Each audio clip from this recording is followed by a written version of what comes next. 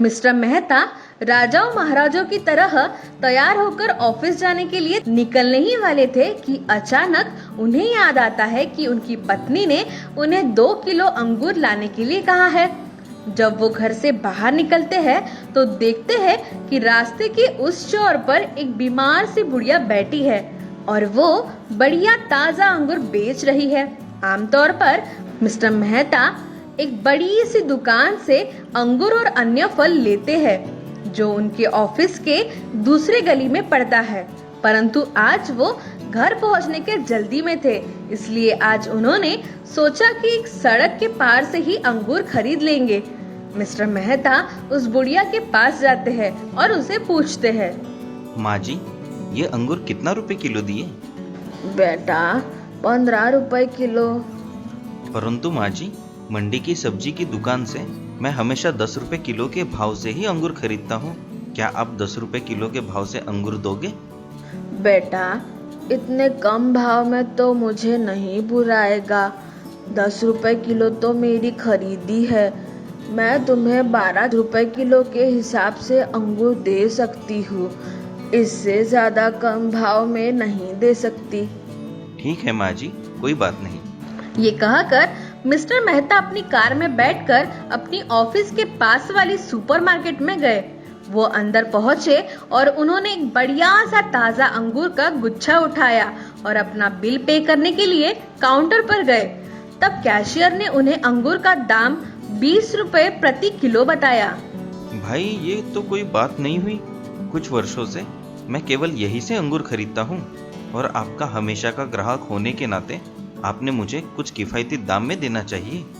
Mister Mehta और cashier में बातचीत चल रही होती है, तब स्टोर का मैनेजर वहां पहुंचता है।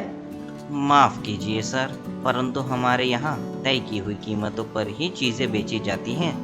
ये सुपरमार्केट है, यहाँ मोल भाव नहीं होता। मैनेजर का इस तरह का रवैया मेहता जी को बिल्कुल भी पसंद नहीं आता। वो कुछ देर सोचते हैं और अंगूर वापस उसी जगह रख देते हैं और वहां से निकलकर उसी बुढ़िया के पास आते हैं। बुढ़िया उन्हें पहचान लेती है।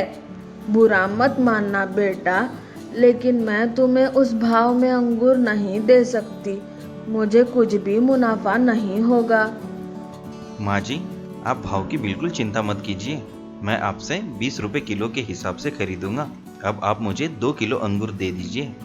बुढ़िया बहुत खुश हो जाती है, जल्दी से 2 किलो अंगूर बांध कर देती है और कहती है, मैं तुमसे 20 रुपए नहीं ले सकती, तुम मुझे 12 रुपए के हिसाब से ही दो। तुम बड़े दयालु हो बेटा, भगवान तुम्हें खुश रखे। और फिर बुढ़िया मिस्टर मेहता से अपनी एक बात साझा करती है। बेटा, मेरे पति फलों की एक छोटी सी दुकान चलाया करते थे। एक दिन अचानक वो बहुत बीमार पड़ गए। हमारी कोई औलाद या कोई रिश्तेदार नहीं है जो हमारी मदद कर सके। अस्पताल का खर्चा देने के लिए पति की दुकान बेचनी पड़ी, लेकिन वो बच नहीं पाए। बुढ़िया की आंखों से आंसू छलक पड़े। अब जिंदगी में अकेले ही संघर्ष करना है। मैं कुछ खरीद और बेच सकती हूँ, उतना ही करती हूँ ताकि मेरी बची हुई जिंदगी काट सकूं। आप चिंता ना करें माँ जी, वैसे आप बहुत हिम्मत वाली है। आगे से मैं आपके पास से ही अंगूर लिया करूँगा।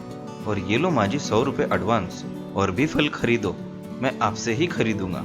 अलग अलग प्रकार के फल होंगे तो आपको और भी ज्यादा मुनाफा होगा। तुम्हारा बहुत बहुत धन्यवाद बेटा, सदा खुश रहो। मिस्टर मेहता ने अपनी और भी सहयोगी से भी उस बुढ़िया से फल खरीदने को कहा। इस तरह मिस्टर मेहता और दूसरे खरीदारों के सहयोग से बुढ़िया की एक अच्छी जिंदगी गुजरने लगी।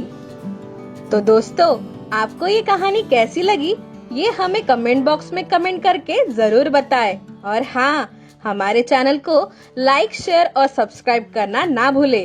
तो चलिए दोस्तों, अगली बार फिर मिलते हैं एक और नई कहानी के साथ। तब तक के लिए goodbye, stay home, stay safe.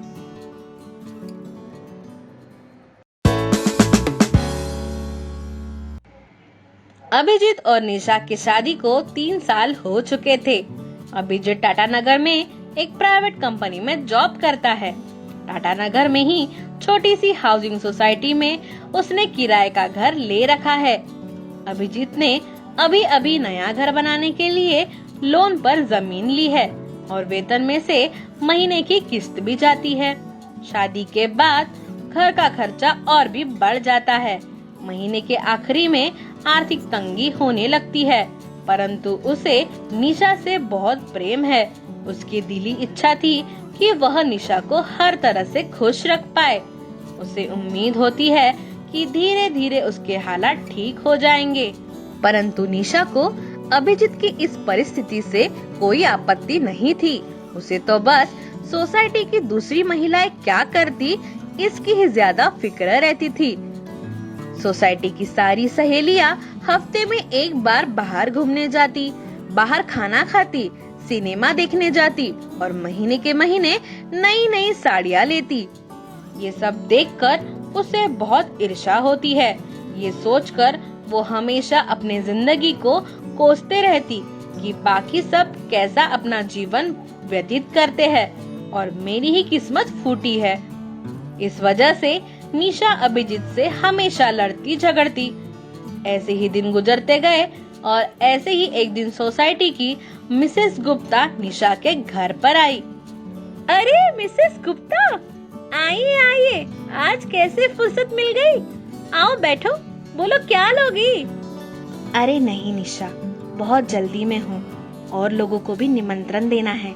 अच्छा निशा, मैं तुम दोनों को निमंत्रित करने आई हूँ। अगले महीने के 25 तारीख को हमारी शादी की सालगिरह है और तुम्हें जरूर आना है।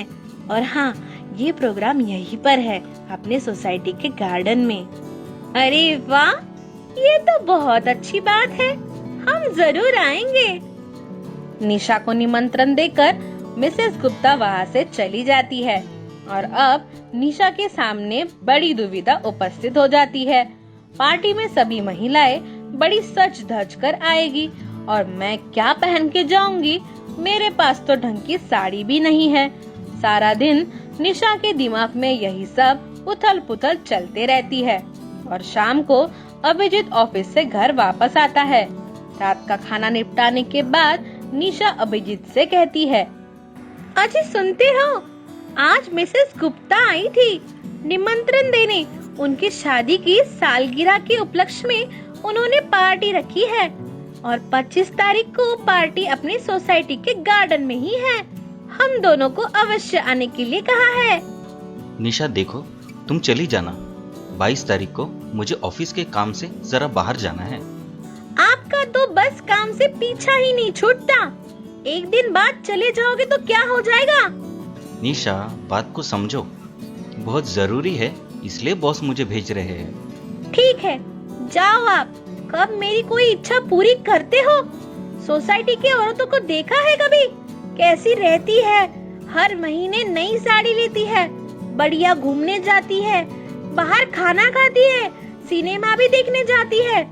और हमें देखो, हम कैसे जिंदगी जी रहे हैं। मेरे पास तो पार्टी में पहनने के लिए ढंग की साड़ी भी नहीं है, ना ही कोई खास ज्वेलरी। निशा, हमारी परिस्थिति उनसे बहुत अलग है। वेतन में से महीने की किस्त भी कटती है, तो कहाँ से हो पाएगा वो सब? देखो जी, आपको नहीं आना है तो ठीक है, मैं तो जाऊंगी और मुझे साड़ी और ज्वेलरी के लिए पैसे चाहिए, कह देती हूँ। ठीक है, दे दूंगा। अब लड़ना बंद करो। अभी महीना पूरे होने में वक्त होता है और अभिजीत के पास पैसे नहीं होते, परंतु वो कहीं से इंतजाम करके निशा को 7,000 रुपए दे देता है। साड़ी और ज्वेलरी के पैसे मिलने पर निशा बहुत खुश हो जाती है और दूसरे ही दिन शॉपिंग करने का पूरा प्लान बना लेती है। सबसे पहले साड़ी के दुकान जाकर 4,000 की एक बढ़िया सी पिंक कलर की साड़ी खरीदती है और खुद पे गर्व महसूस करती है कि इतनी महंगी साड़ी उसे इतने सस्ते दामों में खरीद ली। उसी के साथ matching jewellery, purse, nail polish भी खरीदती है।